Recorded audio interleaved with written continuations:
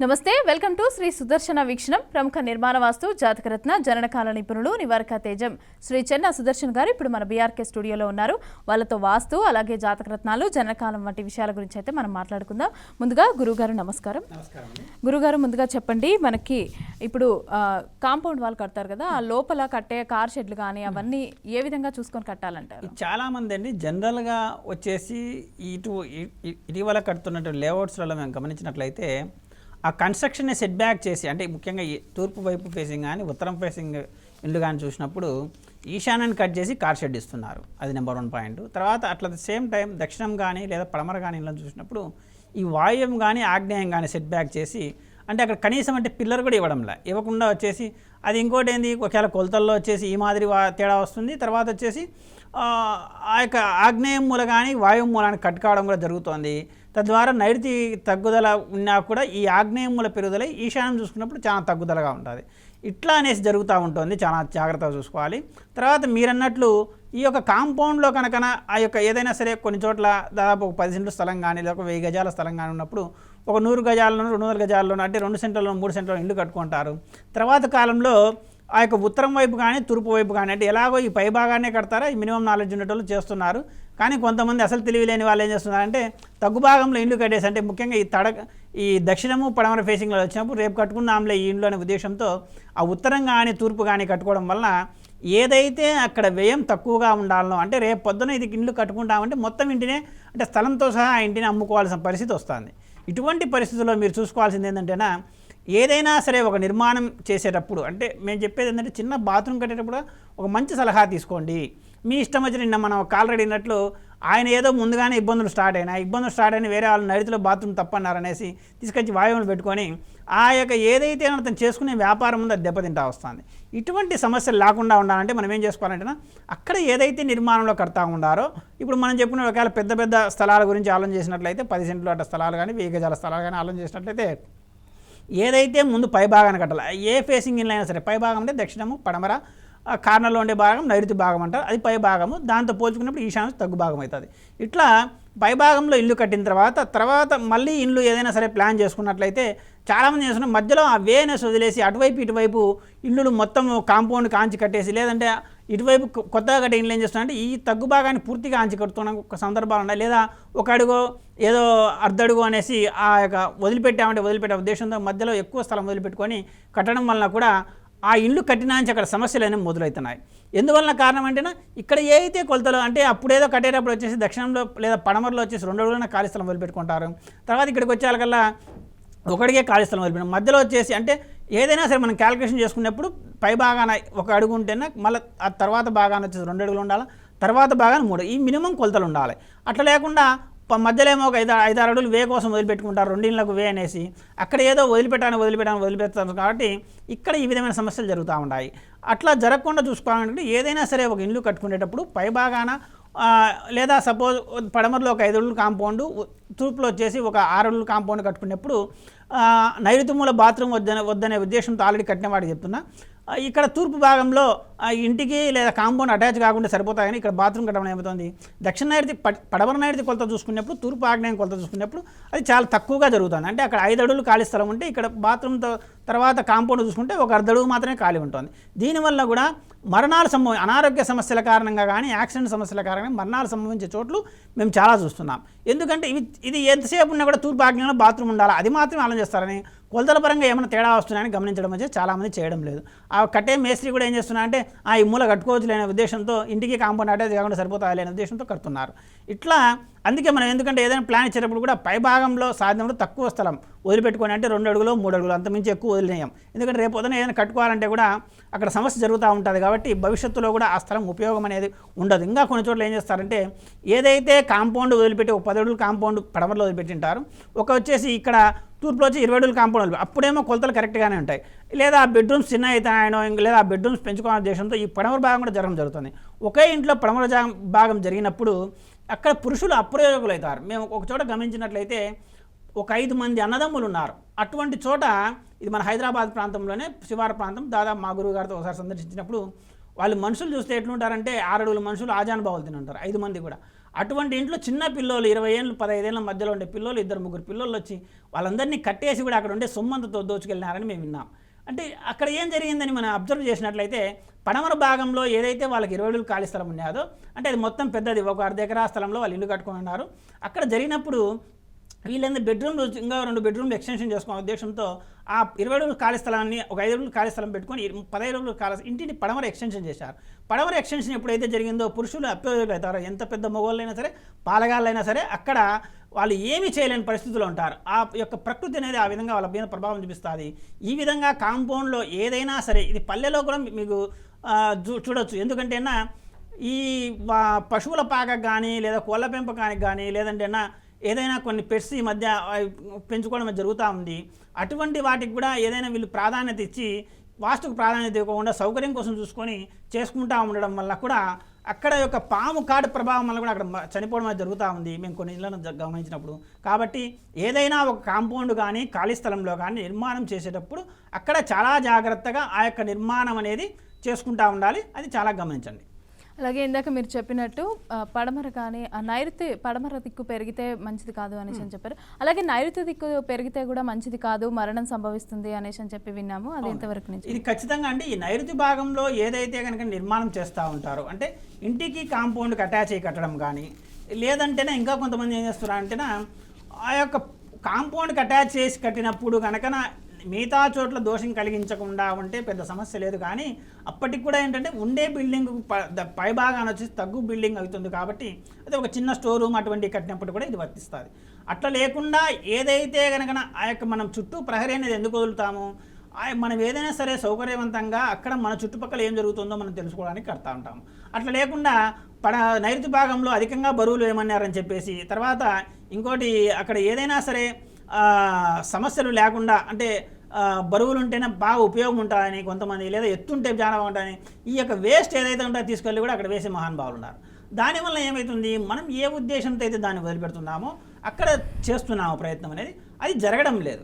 దానికి కారణం ఏంటి, ఇక్కడ ఏదైతే అనవసరమైన మెటీరియల్స్ తీసుకెళ్ళి ఎప్పుడైనా సరే మీరు వచ్చేసి నైరుతి భాగంలో మరి బేద్దా బరువు అంటే ముఖ్యం కదా, బరువులు ఎక్కువగా ఉన్నారంటారు. అట్ ద సేమ్ టైం అది మనం ఉపయోగించుకునే దగ్గర ఉపయోగించుకోవాలి. కొంతమంది చేస్తే నైరుతి తెంపు జరిగితే మంచిదని అదే పనిగా ఆ స్థలాన్ని కూడా తగ్గించుకొని కట్టుకునే పరిస్థితి కూడా ఉంది. నైరుతి ఈశాన్యము, నైరుతి అనేది కమాండింగ్ పవర్ అంటే ఆజ్ఞాపనా శక్తి ఇవ్వగలిగేది, ఈశాన్యం అనేది అభివృద్ధి శక్తి ఇవ్వగలిగేది.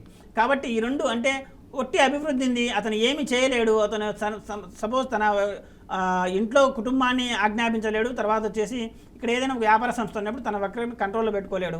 అటువంటప్పుడు ఏం జరుగుతుంది మీకు తెలియని విషయం కాదు. కాబట్టి ఏ మూలే కానీ వాస్తులో ఉండే ఉద్దేశం ఏంటంటే ఏ మూలే కానీ తుంచుకోకూడదు, ఏ దిక్కునే కానీ తుంచుకోకూడదు, అన్నీ సమానంగా ఉండాలి. అట్ ద సేమ్ టైం ఈశాన్యం మూలనే పెరుగుదల ఉండాలి. నైరుతి మూల ఖచ్చితంగా 90 degrees ఉండి తీరాల్సిందే. అట్లా లేకుండా ఉన్న పరిస్థితులు మనం ఇప్పుడు చెప్పుకున్నటువంటి సమస్యలు జరుగుతూ ఉంటాయి. తర్వాత ఇంకోటి ఏంటంటే ఇక్కడ ఏదైతే కనుక మనం నైరుతి మూల మనం మీరు అడిగినారో మరణాలు ఏ విధంగా సంభవిస్తాయంటే నైరుతి అనేది చాలా నీచ స్థానము. అక్కడ ఇవి ఏదైనా సరే ఆగ్నేయ దోషం కానీ వాయువ్య దోషం కానీ కనెక్ట్ అయి ఉన్నప్పుడు ఆగ్నేయ దోషం కనెక్ట్ అయిందండి యాక్సిడెంట్స్, ఆపరేషన్స్, అనారోగ్యాల కారణంగా కూడా అక్కడ మరణాలు నైరుతి అఫెక్ట్ అవుతుంది. ఏ విధంగా అవుతుంది అంటే ఇందాక మనం చెప్పుకున్నట్లే ఆ యొక్క తూర్పు ఆగ్నేయ ప్రాంతంలో ఏదైతే కన్స్ట్రక్షన్ అంటే కార్ షెడ్ కానీ లేదంటే కొంతమంది ఇంకా కొన్ని పల్లెల్లో కనుక ఏం చేస్తుంటారంటే వంటగది ఇంటిలో సరిపోలేదు లేదా పొగ అంత వస్తా ఉద్దేశంతో అక్కడ ఇంటికి కాంపౌండ్కి అటాచ్ చేసి ఒక పాక మాదిరి 2 కొయ్యలు కట్టేసి వేసుకోవడం వలన కూడా ఇటువంటి సమస్యలు జరుగుతాయి. పడమర ఎలాగో కాంపౌండ్ వదిలిపెట్టి మేము వాస్తుబద్ధంగా ప్లాన్ ఇచ్చింటాము, అక్కడ వచ్చేసి ఇంట్లో పొగ వస్తుంది లేదా నీళ్లు కాంచుకునే ఉద్దేశంతో ఆ చుట్టుపక్కల పుల్లలు ఈజీగా దొరుకుతాయనే ఉద్దేశంతో ఆ యొక్క ఏదైతే కొయ్యలు ఉంటాయో కట్టడం అనేది కాంపౌండ్కి వేసి కట్టడం వల్ల ఒక వారపాక మాదిరి వేసుకొని కట్టడం వల్ల కూడా ఇటువంటి సమస్యలు జరుగుతూ ఉంటాయి. అంటే ఏదైతే ప్రధాన ఉద్దేశంగా మనం ఇచ్చినామో అవి ఇవ్వకుండా అదే మంట అక్కడ విలించే మంట కూడా అంటుకొని కూడా చనిపోయిన వాళ్ళు ఉన్నారు. ఎందుకంటే ఈ నైరుతి అనేది ఖాళీ అనేది ఉంది, ఈ తూర్పు ఆగ్నేయం ఏదైతే ఫిలప్ అయిపోయింది. ఈ విధంగామైన కారణాలతో ఇంకోటి మీరు గమనించినట్లయితే మనం ఏదైతే రత్నము ధారణ కూడా మనం సూచిస్తున్నామో కొన్ని రత్నాలు ధరించినప్పుడు వాళ్ళు ఆటోమేటిక్గా చేయకూడని వాస్తుదోషాలు చేసుకుంటూ తద్వారా వచ్చేసి ఆ యొక్క ఫలితాన్ని అంటే ఏదైతే చెడు ఫలితాన్ని అనుభవించాలో అది అనుభవిస్తూ కూడా ఉన్నారు. ఇంకోటి ఏంటంటే మీరు కొన్ని చనిపోయిన వ్యక్తులను కూడా మీరు గమనించవచ్చు, వాళ్ళు రత్నం వేసుకున్నా కూడా చనిపోయి ఉంటారు. ఎందుకు కారణం ఏంటంటే అది రత్నం మళ్ళీ అక్కడ మేలు చేయాలి కదా, ఇటువంటివే మీరు గమనించాలి. ఎక్కడైనా సరే అక్కడ ఏదైతే జరుగుతూ ఉందో దాని వలన జరిగే సమస్యలను కూడా అక్కడ గమనిస్తూ ఉండాలి. తర్వాత ఇంకోటి ఏంటంటే ఈ కొన్ని రత్నాలు మంచి రత్నాలు వేసుకున్నాను అనుకోండి, ఎక్కడైతే చెడు ప్రభావం చాలామంది మనం అన్నట్టు మేము అద్దెకు ఉన్నాము, ఏ విధంగా వాస్తు పాటించాలో మాకు తెలియడం లేదు. అటువంటి వాళ్లకు మనకు యొక్క జననకాలం సమయం అనేది వాళ్ళ యొక్క మనకు కరెక్ట్గా వాళ్ళకు ఉన్నట్లయితే అన్న నిమిషాలతో సహా మనం సూచించిన రత్నాన్ని బట్టి ఆటోమేటిక్గా వాళ్ళు ఏ ఇంట్లోకి వెళ్ళిపోవాలో అటువంటి మంచి వాస్తుగల ఇంట్లోకి వెళ్ళిపోవడం కూడా జరుగుతుంది. అంటే ఈ ఇంట్లో కూడా అది ఉండనీయదు, ఎందుకంటే అది మంచి ఫలితం ఇవ్వాలా, ఈ ప్రకృతి సరించిన చోట అది ఎట్లా ఉండిస్తుంది ఉన్నది. కాబట్టి ఇంకోటి కొన్ని ఏం జరుగుతూ ఉంటాయంటే అది పెట్టుకోనియదు కూడా, అంటే అక్కడ వాస్తు ప్రభావం ఒకవేళ దీని ప్రభావం కంటే ఎక్కువ అన్నట్లయితే పెట్టుకోనియదు. కానీ మా మాటలు నమ్మి మమ్మల్ని నమ్మి వాస్తుబద్ధంగా కానీ లేదంటే ఈ జాతరత్న పరంగా సూచించిన వాళ్ళు చేసుకున్న వాళ్ళు మొండికైనా సరే అప్పటికప్పుడు ఏదైనా సరే సమస్య సృష్టించినప్పుడు, ఉదాహరణకు మీకు చెప్పాలంటేనా మీకు సహజంగా అద్దెకుండే ఇళ్లలో జరిగేది ఏంటంటే భర్త ఒప్పుకుంటే భార్య ఒప్పుకోదు, భార్య ఒప్పుకుంటే ఈ రోజు ఉన్నట్టు రేపు ఉండదు. అట్లా తల్లిదండ్రుల విషయంలో కానీ లేదా కుటుంబ సభ్యుల విషయంలో కానీ ఈ ఇండ్లు మనకు బాగలేదు, ఇది మారదాము లేదా మంచి ఇండ్లు తీసుకుందామని ఆలోచన లేదా కొనే పరిస్థితుల్లో కొన్ని మంచి ఇండ్లు ఆ యొక్క కాలప్రభావాన్ని బట్టి మంచి ఇండ్లు కొనుక్కుంటున్నారు, కొన్ని చెడు ఇండ్లని కొనుక్కుంటారు. ఎందుకంటే ఇదంతా జరిగేది ఈ కారణం వల్లనే. అంతో ఇంత డబ్బు వచ్చింటే అది వాళ్ళు వాడే వస్తువుల విషయము, కమ్మలు కానీ ఇటువంటి ఏదైనా విషయాలలో ఆ జరుగుతున్న విషయాలను బట్టి రత్నం అనేది లేదా రంగులను బట్టి ఆటోమేటిక్గా ఆ యొక్క వాళ్ళ స్థితిగతి అనేది మారిపోతూ వస్తుంది. కాబట్టి ఇటువంటి ఏదైనా సరే చూసుకునేప్పుడు అక్కడ చాలా జాగ్రత్త చూసుకొని చేసుకున్నట్లయితే ఎటువంటి ఇబ్బంది ఉండదు, చాలా జాగ్రత్త చూసుకోండి. అలాగే గురువుగారు, కొంతమంది పైన పెంట్ హౌస్ కడుతూ ఉంటారు. పెంట్ హౌస్కి అసలు కట్టాలంటే ఎలాంటి జాగ్రత్తలు తీసుకోవాలి, అసలు ఎందుకు కట్టాలి పెంట్ హౌస్? ఇక్కడండి పెంట్ హౌస్ కట్టే విషయంలో వచ్చేసి చాలా జాగ్రత్తగా చూసుకోవాలండి. ఎందుకంటే మనం ఆల్రెడీ బాక్స్ టైప్ బిల్డింగ్ విషయం గురించి చెప్పినప్పుడు తూర్పు భాగంలో కానీ ఉత్తర భాగంలో కానీ ఇల్లు కడతా ఉన్నప్పుడు ఏదైతే స్టెప్స్ ఉంటాయో స్టెప్స్ పైన వచ్చేసి ఒక బాక్స్ టైప్ బిల్డింగ్ వస్తుంది. అంటే స్టెప్స్ మీద వర్షం పడుకోవడానికి అప్పుడు ఏమవుతుంది, అది ఆగ్నేయం పెరుగుదల కానీ వాయువ్యం పెరుగుదల కానీ అంటే ఎత్తులో పెరుగుదల అవుతుంది. అట్ ద సేమ్ టైం వీడికి ఏం చేస్తున్నారంటే నైరుతి మూల వచ్చేసి ఒక పిల్లర్ ఏర్పాటు చేస్తున్నారు. ఆ పిల్లర్ ఏర్పాటు చేసినప్పుడు ఇది ఏదైతే కనుక జరగాలనో అది జరగకుండా ఉంది. అంటే ఈ బాక్స్ టైప్ బిల్డింగ్ కట్టినప్పుడు అక్కడ స్టెప్స్ పైన కట్టినటువంటి అది ఏదైతే కనుక ఉపగృహం టైపు ఉందో, అంటే లేదా మనం పెంట్ హౌస్ అనుకుంటే మనం వాడుకునే పెంట్ హౌస్, లేదా ఇక్కడ కట్టుకున్నప్పుడు ఏంటంటే ఆ యొక్క దానికి స్టెప్స్ కోసం అనేసి కట్టేసి ఉంటారు. దానివల్ల ఏమవుతుంది, అపారంగా నైరుతి మూల వచ్చేసి ఖాళీ ఏర్పడము. ఇది ఆగ్నేయ మూల కానీ వాయువు మూలంగా ఎత్తుగా ఉండటం వల్ల ఏదైతే అంటే అంత ఫలితాన్ని అది ఇవ్వదు. ఇంకా ఆ పిల్లర్ కూడా లేకుండా అంటే మనం ఇప్పుడు అనుకున్న నైరుతి దోషాన్ని కలిగే పరిస్థితి కలుగుతుంది. కానీ అదే దక్షిణంలో కానీ పడమరలో ఫేసింగ్ ఇళ్లలో కానీ ఈ మాదిరి కట్టుకున్నప్పుడు ఎటువంటి ఇబ్బంది లేకుండా చాలా జాగ్రత్తనే జరుగుతూ ఉంటుంది. ఎందుకంటేనా ఈ సహజంగా కొన్ని వచ్చే పాజిటివ్ అన్నమాట అభివృద్ధి లేదా ఆ యొక్క అనుకూలమైన పరిస్థితులు ఆ విధంగా కలుగుతూ ఉంటాయి. ఇటువంటి చాలా జాగ్రత్త చూసుకునేది ఎటువంటి ఇబ్బంది లేకుండా చాలా బాగుంటుంది. అలాగే గురుగారు, హైదరాబాద్ నుంచి వైష్ణవి కాలర్ రెడీగా ఉన్నారు. వైష్ణవి, మాట్లాడండి గురుగారితో, మీ ప్రాబ్లం ఏంటో క్లియర్గా ఎక్స్ప్లెయిన్ చేయండి. చెప్పండి వైష్ణవి గారు. గురుజీ గారు, మేము కొత్తగా హైదరాబాద్ వచ్చామండి. చెప్పండి. వంటగది ఎట్ సైడ్ పెట్టుకోమంటారండి? ఒకటే రూమ్లోనా? ఒకటే రూమ్లో అయితే నాకు దాని గురించి ఆలోచన పని లేదండి. వాళ్ళు ఇచ్చినా ఇకపోయినా అక్కడ వచ్చేసి ఆగ్నేయం మూల ఒక బల్ల అయినా వేసుకొని పొయ్యి పెట్టుకోండి, అక్కడ సిలిండర్ పెట్టుకోండి, అక్కడనే వంట చేస్తూ ఉండండి. ఒకటే రూమ్ కాబట్టి అది ఏ ఫేసింగ్లో అయినా సరే వాళ్ళ సౌకర్యం ఇకపోయినా సరే అక్కడ ఇంకొకటి ఏంటంటే వెంటిలేషన్ కూడా కొంచెం చూసుకొని అక్కడ ఆగ్నేయం మూల మాత్రమే వంట చేయండి, వేరే దిక్కునైతే చేయరాదు.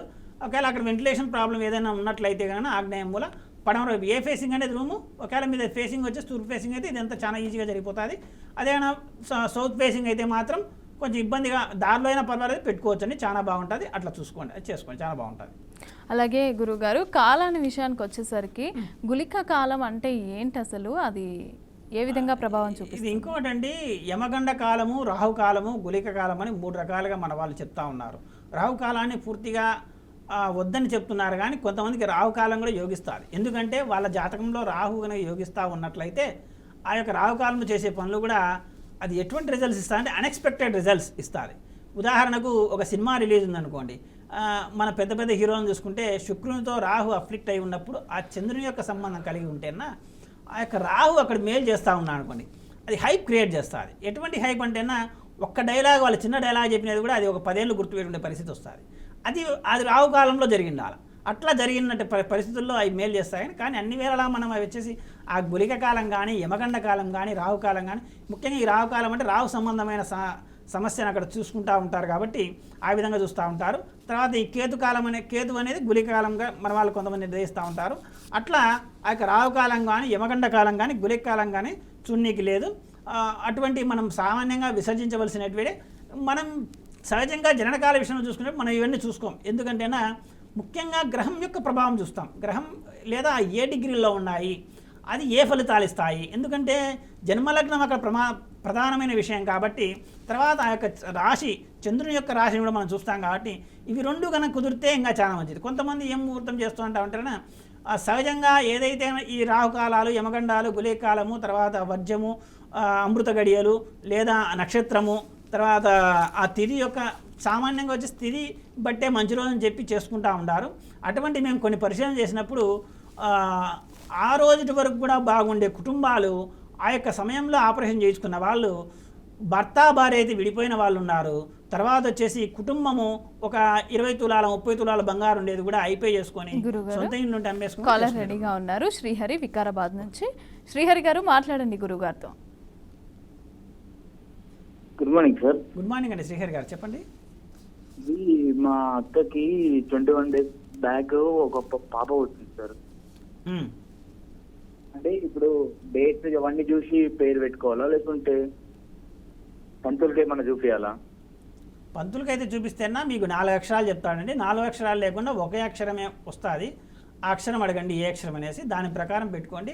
ఇంకోటి ఏంటంటే మీకు మంచిగా ఇంకా బాగుండాలా, ఏవైనా దోషాలను దోష పరిహారం చేసుకోవాలని ఉద్దేశం ఉన్నట్లయితే, అంటే మేము ఇక్కడ దోష పరిహారం అంటే చాలామంది ఏం చేస్తారంటే శివాలయంలో శివునికి అభిషేకం చేయించుకోమని చాలామంది చెప్తారు. అంటే జాతకంలో ఏదైనా దోషాలు ఉన్నట్లయితే అది సహజంగా చెప్పేటువంటి రెమెడీ. ఇంకా కొంతమంది నవగ్రహ హోమం చేసుకోమంటారు.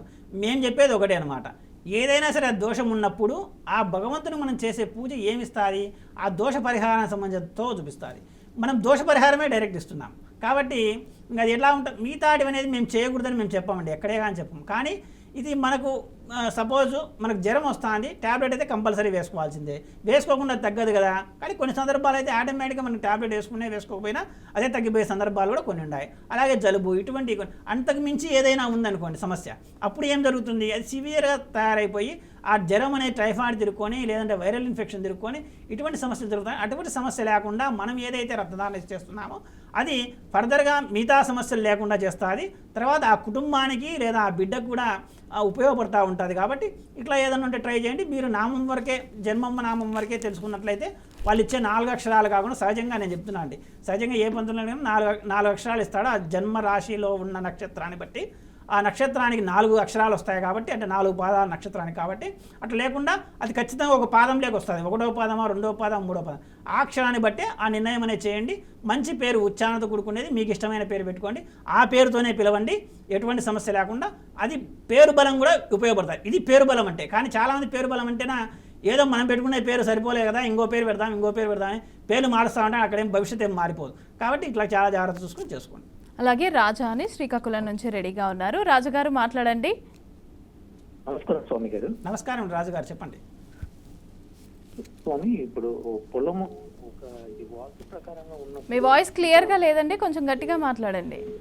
స్వామి గారు, పొలము ఇది పలాని మూలకి ఇది ఉన్నప్పుడు, ఆగ్నేయ మూలకు ఉంది, ఈశాన్య మూలకు ఉంది, ఇది ఉన్నప్పుడు ఈ వాస్తును బట్టి పంటలు ఏమన్నా వేస్తే బాగుంటుంది అంటారా, లేదంటే వాస్తు బలాన్ని బట్టి ఏమన్నా ఈ పలాని పంటలు వేస్తే బాగా దిగుబడి వస్తుంది, ఇట్లా ఏమన్నా ఇది ఉంటుందా?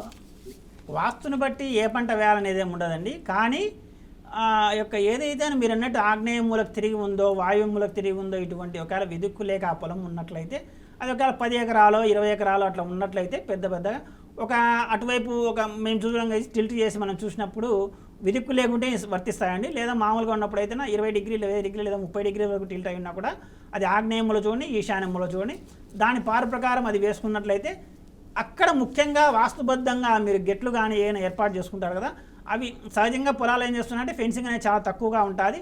ఏదైతే గెట్లు పొలం అంతా అయిపోయిన తర్వాత గెట్లు కూడా ఉండవు, పొలం ఏర్పాటు చేసుకున్నప్పుడు గెట్లు ఉంటాయి.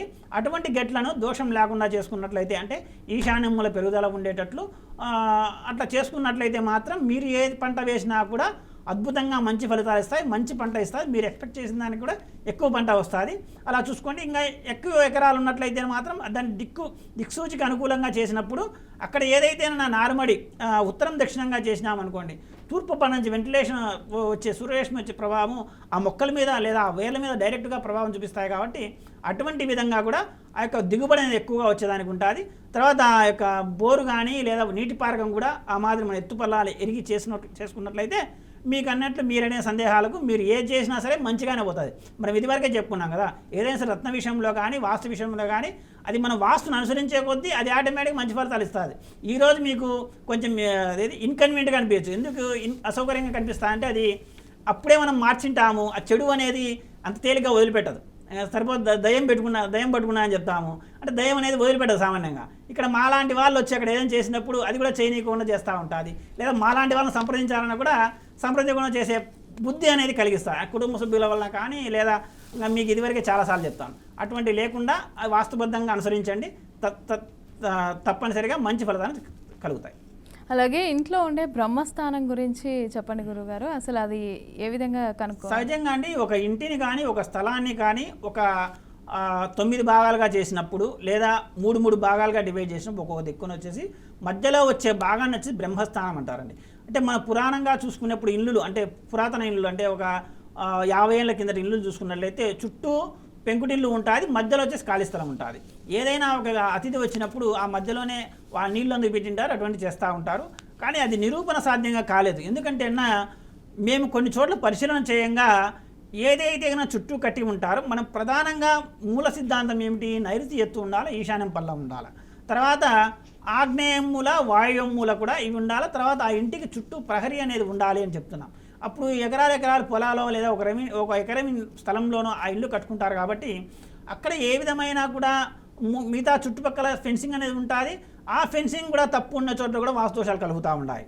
కాబట్టి ఏదైతే ప్రధాన సిద్ధాంతం ఉందో ఆ ప్రధాన సిద్ధాంతం ప్రకారం ఇవి లేకుండా ఉండడం వల్ల ఇంకా కొంతమంది బ్రహ్మస్థానం గురించి చెప్పినప్పుడు చిన్న మన అపార్ట్మెంట్ ఫ్లాట్లలో కూడా ఈ మధ్యలో ఉన్న బాత్రూమ్ ఇచ్చినట్లయితే అది బ్రహ్మస్థానంలో బాత్రూమ్ పెట్టినారు కదా, ప్రవిష్ట స్థానం కాబట్టి ఇబ్బంది అని చెప్తారు. కానీ అక్కడ ఇబ్బంది ఏంటంటే మీకు లాజిక్గా చెప్తారు చూడండి, ఆ బాత్రూమ్ ఎప్పుడైతే ఇంటికి మధ్యలో వచ్చి ఉంటుందో వెంటిలేషన్ ఉండదు.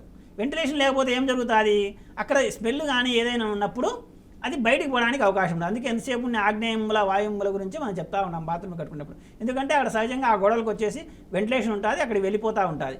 అదే నైరుతి మూల కూడా మనం ఎందుకంటే వెంటిలేషన్ ఉంటుంది, కానీ అక్కడ ఏదైతే మనం ప్రధానంగా బరువులు పెట్టాలో ఆ దిక్కును మనం ఉపయోగించుకునే పరిస్థితి ఉండదు. కాబట్టి ఇప్పుడు ఫ్రెష్గా కట్టే ఇండ్లకు అది ప్రాధాన్యత ఇవ్వడం లేదు, అది నీచ స్థానం కాబట్టి అక్కడ ఇస్తున్నాం. అలాగే ఈ బ్రహ్మస్థానం గురించి కూడా ఆలోచన చేసినప్పుడు అది అంత నిరూపణ సాధ్యం. అందుకే మనం ఎందుకంటే జ్యోతిషంలో కానీ లేదా ఈ జాతరత్నాల విషయంలో కానీ లేదంటే వాస్తులో కానీ మన వాళ్ళు శాస్త్రం అనే నిర్ణయం అనేది కరెక్ట్గానే చేశారు. కానీ దాన్ని అనుసరించుకుంటా ఆలోచన చేసుకుంటా చేసే విధానంలో వచ్చేసి తేడాలు కలగడం వల్ల ఇన్ని రకాల సిద్ధాంతాలు ఇన్ని రకాలుగా ఆలోచనలు కలుగుతూ ఉన్నాయి. కాబట్టి అవన్నీ నిరూపణ సాధ్యం కానివి వాస్తుబద్ధంగానే ఉండాలి, రత్నబద్ధంగానే ఆ జాతకంలో మన వాళ్ళు అనేక కృషులు చేశారు. ఆ కృషిని అంతా కలుపుకోలుగా మనం తీసినట్లయితే ఇది జరుగుతుంది అనేది మనకు తెలుసు. కాబట్టి దాని ప్రకారం మనం చేసుకునేది ఎటువంటి ఇబ్బంది లేదు. అయితే మనం నెక్స్ట్ చూసుకుందాం. అయితే ఇప్పుడు చూసుకుంటే మధ్యలో ఇప్పుడు బాత్రూమ్ కి సంబంధించి మనం ముందు మాట్లాడాం, కాంపౌండ్ లో కార్ షెడ్ కానీ బాత్రూమ్స్ కానీ అవన్నీ ఎలా కట్టాలి అనేసి అని చెప్పి కాలర్ రెడీగా ఉన్నారు. అగైన్ మళ్ళీ అంజయ్ గారు మాట్లాడండి, గురువు గారితో మీ ప్రాబ్లం ఏంటో చెప్పండి. నమస్తే గురువు గారు. నమస్కారం అండి, చెప్పండి అజయ్ గారు. హలో, నమస్తే గురువు గారు. నమస్కారం, చెప్పండి అజయ్ గారు. సార్ మాది నల్గొండ నుంచి మాట్లాడుతున్నాం సార్. చెప్పండి. మాది గృహం కట్టుకున్నాం సార్, 140 గజాలలో ఇల్లు కట్టుకున్నాము. అయితే ఈశాన్య మూలకు మేము బాట పెట్టుకున్నాం, మంచిగా గేట్ పెట్టినాము. ఆ గేట్ కు ఎదురుగా మాకు ఒక బాట లెక్క ఉంది, ఇది ఈదిపోట అనేది బాట ఉంది. దానివల్ల మాకేమైనా ప్రాబ్లం ఉంటుందా లేదా కనుక్కుందామని ఫోన్ చేస్తున్నాం సార్. ఈశాన్యం మూల ఉండే రోడ్డు వలన ఎటువంటి సమస్య లేదండి, అది మీకు ఎటువంటి చెడుపు కూడా చేయదు, మంచిగా చేస్తుంది. మిగతా అక్కడ ఏమైనా సమస్యలు ఉన్నట్లయితే మాత్రం మిగతా దోషాలు ఇప్పుడు మనం అనుకున్నట్లు కాంపౌండ్లో కనుక ఏదైనా కొలతల్లో తేడా ఉన్నా కూడా, లేదంటే ఆ బిల్డింగ్ కాంపౌండ్కి అటాచ్ చేసి ఏదైనా నిర్మాణం జరుగుతూ ఉన్నప్పుడు కూడా అటువంటి ఏమైనా ఉన్నాయో చూసుకోండి. ఇంటి లోపల కూడా ఈశాన్యముల సక్రమంగా నిలబడిందా లేదా చూసుకోండి. అట్ ద సేమ్ టైం మనం ఇదివరకే చెప్పుకుంటా ఉన్నట్లు ఈశాన్యం వల్ల పిల్లర్ రావడం కానీ లేదా ఆ కోణం పడడం కానీ ఇటువంటి ఏమైనా ఉంటే మాత్రం చూసుకొని మీరు అడిగినట్లు మాత్రం రోడ్డు వలన ఈశాన్యం వచ్చిన రోడ్డు వచ్చేసి వీధి చూపి అవుతుంది కాబట్టి దానివల్ల ఎటువంటి సమస్య లేదండి. రాజు కొత్తగూడెం నుంచి కాల్ చేస్తున్నారు గురుగారు. రాజు గారు మాట్లాడండి గురుగారితో. నమస్తే అండి గురుగారు. నాది కొత్తగూడెం, భద్రాద్రి కొత్తగూడెం జిల్లా సార్. మేడం చెప్పండి రాజు గారు. అది ఇప్పుడు నాది ఇల్లు మొదలు పెట్టింది సార్. నాది పనమటే పక్కన, అంటే మాది తూర్పు భాగం ఇల్లు. పనమటే భాగం కొద్దిగా స్థలం ఉంది, దానికి ఇది క్లాత్ గుడ్డ కట్టానండి. నేను బాత్రూమ్ కట్టాలనుకుంటున్నాను, మరి అది ఏ భాగం బాగుంటుందని ఆలోచిస్తున్నాను. రోడ్డు ఎక్కడ ఉందండి ఆ ఇంటికి? సార్ నేను అదే 9 బాత్ ఇల్లు నాది. కిచెన్ రూమ్ ఏమో ఉంది, బాత్రూమ్ ఏ భాగం కట్టాలి ఎట్లా అని. తూర్పు నైరుతికి ఏమో ఇది బోరు ఉంది, కుండి కూడా ఉంది సార్. అది నైరుతి వైపు అసలు బోరే ఉండరాదు కదండి, అది మెయిన్ సమస్య. ఇటు అంటే ఉత్తరం భాగం సార్. ఉత్తరానికి కొంచెం అట్లా ఉంటది కదా నైరుతి. వేసాను. ఇప్పుడు రోడ్డు వచ్చేసి ఎక్కడుంది ఆ ఇంటికి? మాది రోడ్డు వచ్చి పడమర భాగం ఉంది, పడమర భాగంలో రోడ్డు ఉంది కాబట్టి మీకు హైవేలో ఇంటి బయట బాత్రూమ్ కట్టుకోవాలంటారు అంతేనండి? అవును, అదే ఎటు నుండి కట్టాలి, దానికి 9 ఇది ఉంది కదా, మన 9 అడుగులు వదిలిపెట్టే స్థలంలో బాత్రూమ్ కట్టుకోవచ్చు అంతేనా? లోనే కట్టుకోవచ్చా? వదిలిపెట్టే స్థలంలో అయితే కట్టుకోవడానికి లేదండి. ఏదైనా సరే తూర్పులో కానీ ఉత్తర వాయువులో కానీ మీరు అక్కడ స్థలం ఎక్కువ వదిలిపెట్టినట్లయితే మాత్రం అక్కడ ఏదైనా సాధ్యమయ్యే అవకాశం ఉంటేనే అక్కడ కట్టుకోండి, అంతకుమించి వేరే ప్లేస్ అయితే ప్రిఫర్ చేయడానికి లేదు. సరేనండి. అలాగే గురుగారు, మనం చూసుకుంటే ఇందాక మనం బాత్రూంలో అలాగే కాంపౌండ్ వాల్లో ఎలా కట్టాలి, కార్ షెడ్స్కు గురించి సంబంధించి మాట్లాడాం కదా. అయితే కొంతమంది ఇప్పుడు విలేజ్లలో కూడా బయట ఎక్కడ పడితే అక్కడ కట్టేస్తూ ఉంటారు బాత్రూమ్స్ కానీ పశువులను పెట్టడానికి కానీ.